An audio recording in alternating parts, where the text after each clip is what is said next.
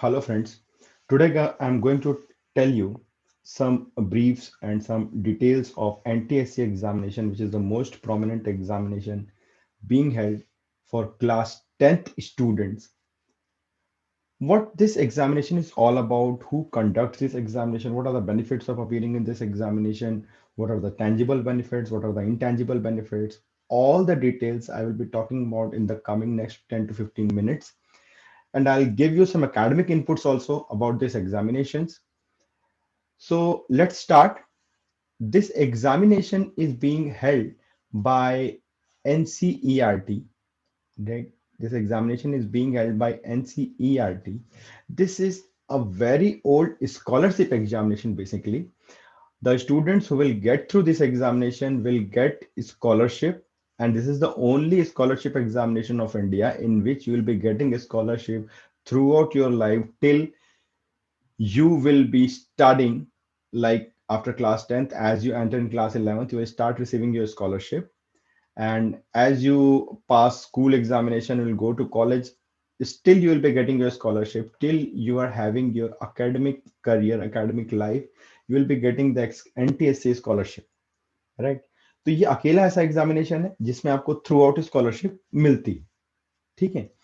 दूसरी बात ये है कि ये एग्जामिनेशन बहुत ही रेपुटेड है।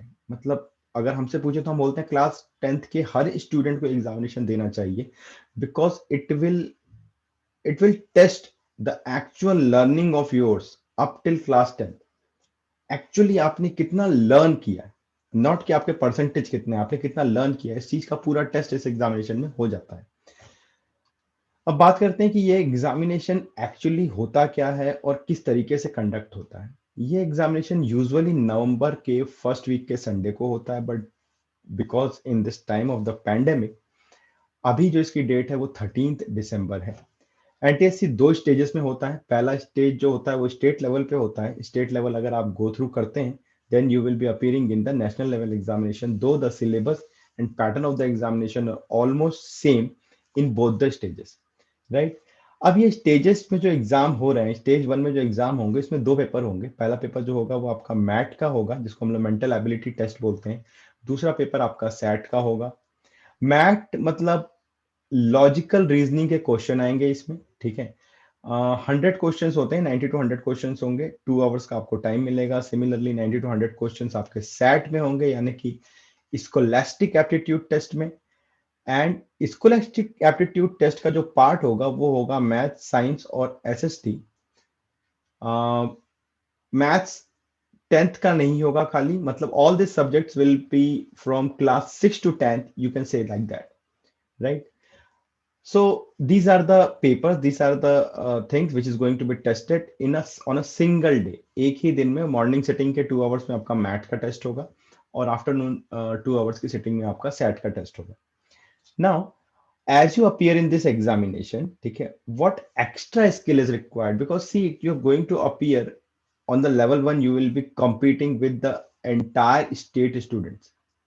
अभी तक आपको जो आदत है वो ये आदत होती है कि आप कॉम्पीट कर रहे होते हो अपने स्कूल के अंदर, राइट। अब यहाँ पे आप पहली बार स्टेट लेवल और नेशनल लेवल के एग्जामिनेशंस में अपियर करने जा रहे हैं।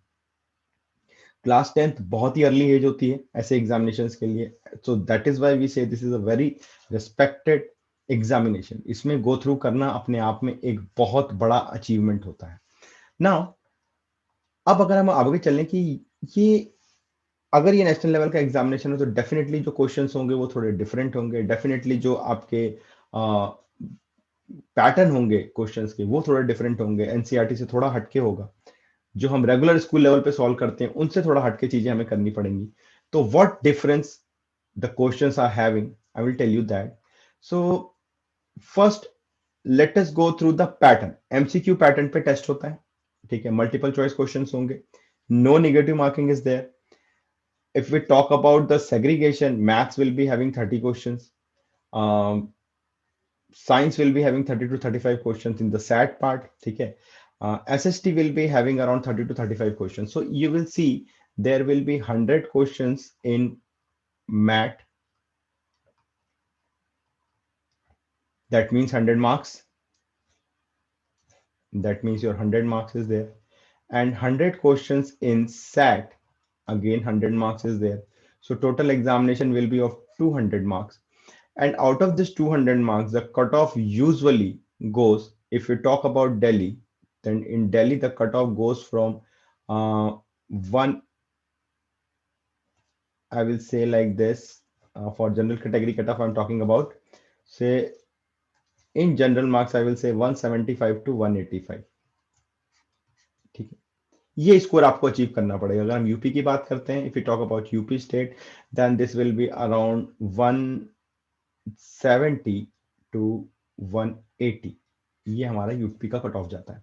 तो this cut off you have to achieve, then only you will be able to get through level 1 examination, right. अब सवाल ये उठता है कि अगर ये कट ऑफ हमें अचीव करना है तो कौन से पोर्शन पे हमें काम करना है। इतनी सारी चीजें हैं, ठीक है। एक हमने आपको मैट बताया, मेंटल एबिलिटी टेस्ट, इसमें 100 क्वेश्चन है। नाउ यू अज्यूम कि अगर आप इसे गो थ्रू करना चाहते हैं तो इस 100 में आपको पूरे के पूरे 100 मार्क्स मिलने चाहिए, and you can easily achieve that also. You can easily achieve that. How can you easily achieve that? Why I'm saying like that? Because math का जो पोर्शन है वो लॉजिकल रीजनिंग का पोर्शन है। इसमें कोई फॉर्मूला नहीं है, सिंपल कॉमन सेंस का टेस्ट होता है। एक सेट ऑफ पैटर्न क्वेश्चंस है, ठीक है। वो सेट ऑफ पैटर्न क्वेश्चंस अगर आप एक बार अच्छे से प्रैक्टिस कर लेते हो, it takes hardly 15 to 20 days of the rigorous training in the mat, और you will be able to achieve 100, और या 100 के आसपास। एक दो क्वेश्चन अगर हमारे गलत हो भी गए तो 96 से 98 मार्क्स आप यहाँ पे अचीव कर सकते हैं। That will be the biggest achievement. Second part जो होता है वो होता है आपका अचीवमेंट का मैथ्स का। मैथ्स में कुछ ऐसे टॉपिक हैं जो थोड़े से डिफरेंट है, जिसमें हम जो बोलते हैं हम लोग अलजेब्रा का portion, like quadratic equation, arithmetic progression, number system. ये वो टॉपिक्स हैं जो थोड़े आपके डिफरेंट है, जिससे थोड़े ट्रिकी क्वेश्चंस आते हैं। तो सिर्फ इन्हीं टॉपिक को आपको डिटेल में डिस्कस करना है। अदरवाइज जो ज्योमेट्री का पोर्शन है, जो आपका सरफेस एरिया वॉल्यूम का पोर्शन है, इन पोर्शन से ऑलमोस्ट वही स्टैंडर्ड के क्वेश्चन आते हैं जो आप 10th बोर्ड के लिए अभी तैयारी कर रहे होगे, राइट। सो मैथ्स में भी अगेन आप थोड़ा सा अच्छा स्कोर कर सकते हैं, थोड़े अगर कुछ स्पेशल टॉपिक से कुछ स्पेशल पार्ट को आप अलग से स्टडी कर लें, थोड़ी स्पेशलाइज स्टडी कर लें। सिमिलरली अगर हम लोग बात करें केमिस्ट्री एंड बायोलॉजी की, तो again chemistry and biology you can score better, क्योंकि अगेन एनसीईआरटी के आसपास का ही लेवल पूछा जाता है। फिजिक्स थोड़ा सा ट्रिकी होता है समटाइम, तो फिजिक्स के लिए आपको थोड़े से स्पेशल अप्रोच की जरूरत होती है। If you talk about SST, then definitely SST is something in which you will not be getting question only from NCERT. Rather, there will be the questions of general knowledge, and there will be the questions from you will say the SST from class 6 to 10th, right? So SST is definitely having a very vast syllabus. So SST में there are chances that you might not be knowing answers of a few questions, right? So that is why उसको compensate करने के लिए हमें science side को, जहां पे कि थोड़ा सा प्रिडिक्टेबल होता है पोर्शन, जहां पे कि we don't have to mug up a lot, जहां पे अंडरस्टैंडिंग और कॉन्सेप्चुअल क्वेश्चंस होते हैं, वहां पे अगर हम थोड़ी सी एफर्ट डालें तो एसएसटी में जो हमारा लॉस हो सकता है, जरूरी नहीं कि हो, लेकिन हो सकता है, उसे हम मेकअप कर सकते हैं। And that is the only mantra of getting through NTSC examination, right? Now I'll discuss a few questions with you guys so that you can understand exactly what kind of questions comes. So in screen you are getting a question, simple quadratic equation आपको solve करने की आदत है, यानी कि आपको आदत है ऐसा सॉल्व करने की कि x square minus 5x plus 6 is equal to 0। तो अगर आप इसके रूट निकालें फैक्टराइजेशन करके, तो x minus 3 x minus 2 is equal to 0, then x will be having 3 और x will be equal to 2, right. x की वैल्यू या तो 3 हो सकती है, x की वैल्यू या तो 2 हो सकती है। लेकिन यहाँ पे ये इक्वालिटी का क्वेश्चन नहीं है, ये इन इक्वालिटी का क्वेश्चन है। The question is x square minus 5x plus 6 is less than 0। तो इसका जो आंसर होगा वो ये होगा कि x जो होगा वो आपका 2 से लेकर के 3 के बीच का कोई भी नंबर हो सकता है। इसका मतलब x will be greater than 2 and less than 3। Now you will ask me how do I get this. See, ये सारी चीजें हमें डिटेल में क्लास 11th में पढ़नी है, if you will be taking PCM. तो अभी हम इसको बहुत ज्यादा इस पे हम लोग रिसर्च ना करें, बल्कि कुछ एक फंडामेंटल रूल्स को अगर याद रखें। कभी भी ध्यान रखिए, अगर आपका क्वाड्रेटिक इक्वेशन में लेस देन 0 है, और सपोज करते हैं इसके रूट्स अल्फा बीटा है, ठीक है, तो x की वैल्यू लेस देन 0 के लिए अल्फा से बीटा के बीच में होगी। और एनटीएससी एग्जामिनेशन में ज्यादातर आपसे लेस देन ही पूछा जाएगा, बिकॉज बाकी की चीजें थोड़ी सी हायर लेवल पे हो जाती हैं। अगर फिर भी मैं आपको बता देता हूँ ग्रेटर देन 0 है तो इसकी वैल्यू होगी माइनस इन्फिनिटी से लेकर के अल्फा के बीच में और बीटा से लेकर के इंफिनिटी के बीच में, right. We don't have to do a lot of research about this, simple हमें कुछ पॉइंट्स को याद रखना है, ठीक है। ये ट्रिकी क्वेश्चंस हैं, ये ट्रिकी क्वेश्चंस के लिए हमें कुछ शॉर्टकट्स याद रखने हैं, इन चीजों को हमें याद रखना है एंड डेफिनेटली उसके बाद ये क्वेश्चंस हमारे लिए बहुत सिंपल हो जाते हैं। Now I will show you some other questions also. Now see this question. This is again the question of quadratic equation. But इतना हमारे पास में वहां पे टाइम नहीं होगा कि हम इसको इतना लंबा क्वाड्रेटिक इक्वेशन सॉल्व करके इसे निकालें। तो इसमें आपको सिंपल एक चीज पता होनी चाहिए कि ये 5+2√6 एंड 5-2√6 को अगर आप मल्टीप्लाई करोगे तो यू विल गेट 5² - 2√6 का स्क्वायर, यानी कि 25 - 24 which will be equal to 1। तो ये कॉन्जुगेट सर्ट्स हैं। कॉन्जुगेट सर्ट्स मतलब ये दोनों एक दूसरे के रेसिप्रोकल हैं।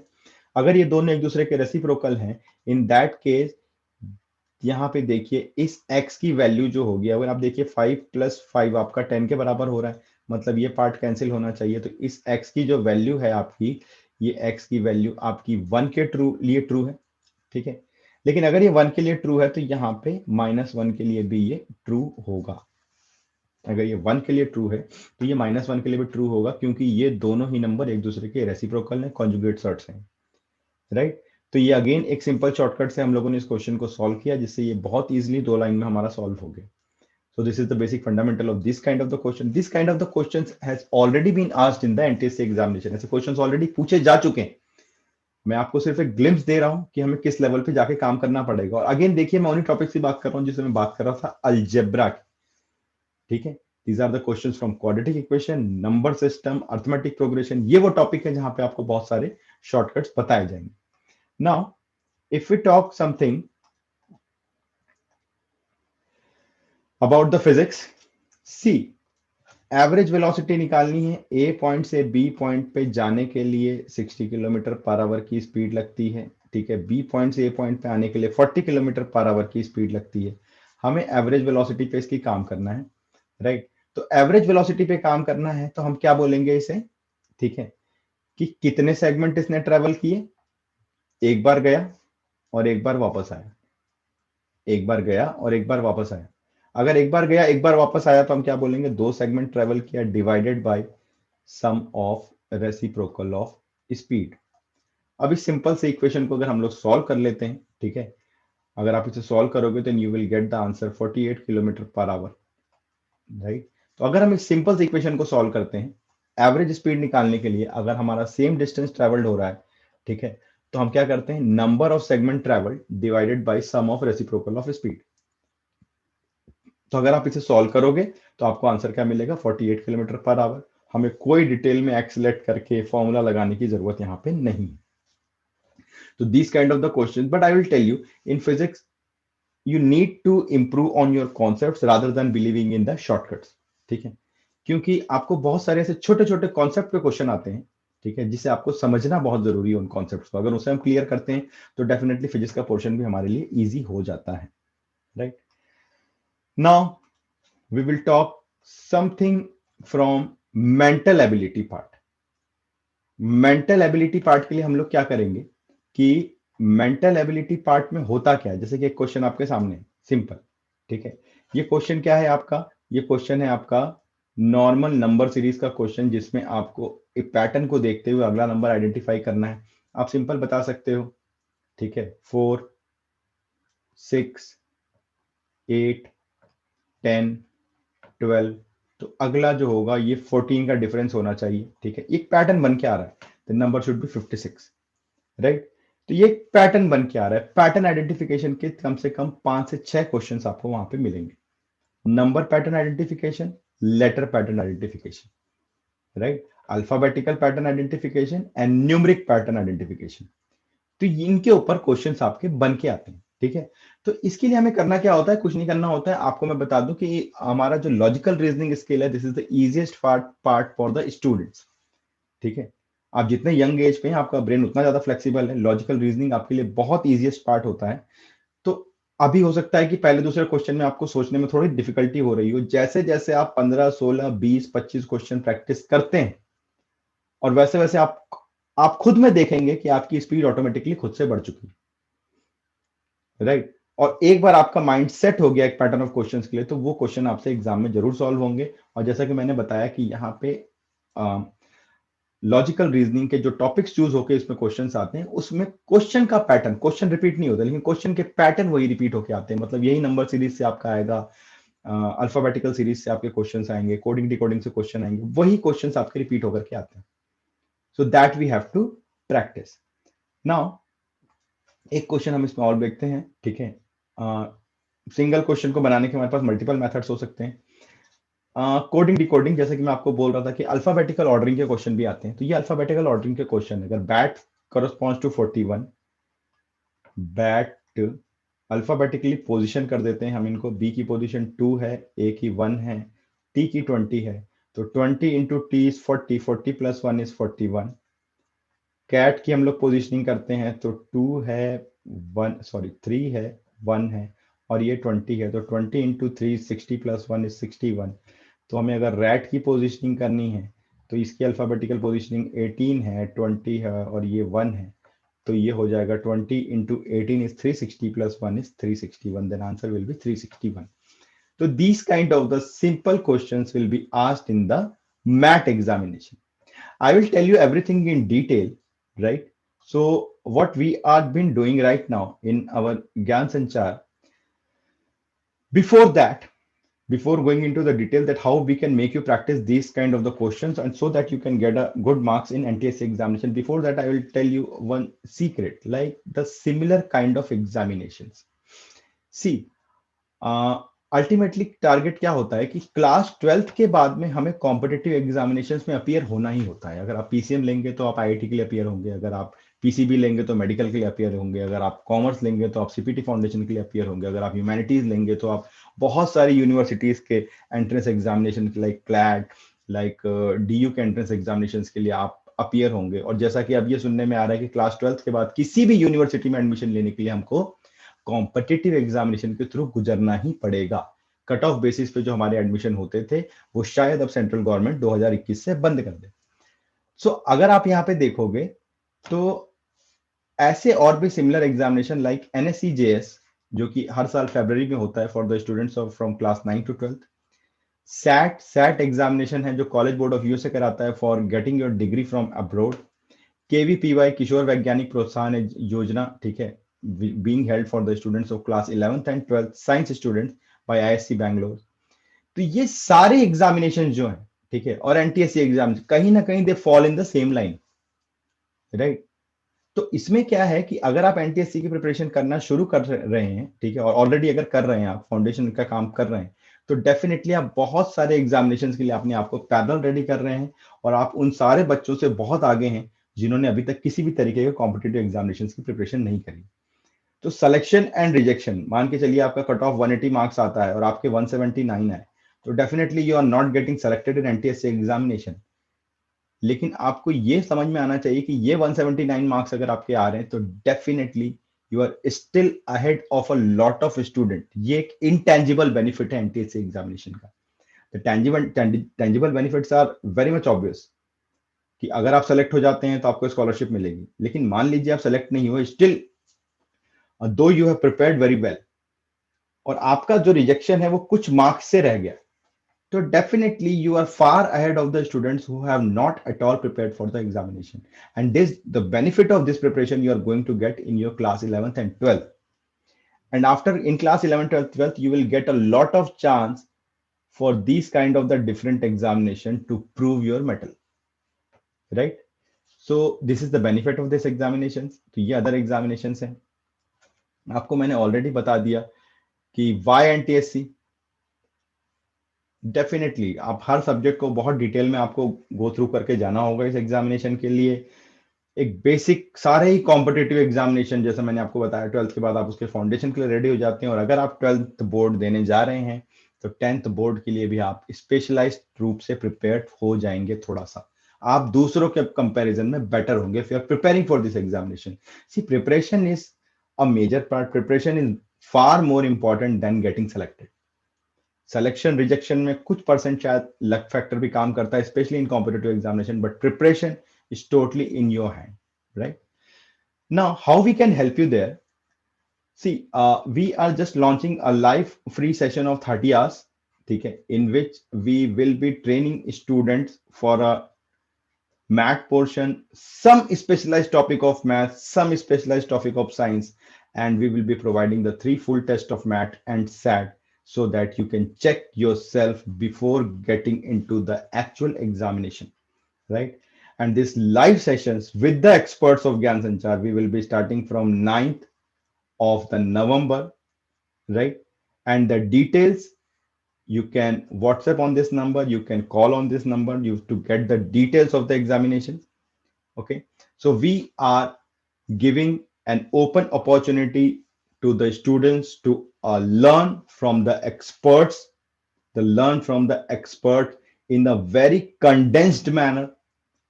You don't have to spend a lot of time, just 30 hours, right? And in 30 hours, I can assure you that you will be definitely getting a very good approach of maths, science, right? And definitely after appearing in the test, you will be able to excel a bit ahead of others with the help of Gyan Sanchar. So thank you all for listening to me in a very special session, especially organized for class 10th students. Thank you. Have a nice day, and we will be expecting you soon on 9th of the November. Thank you.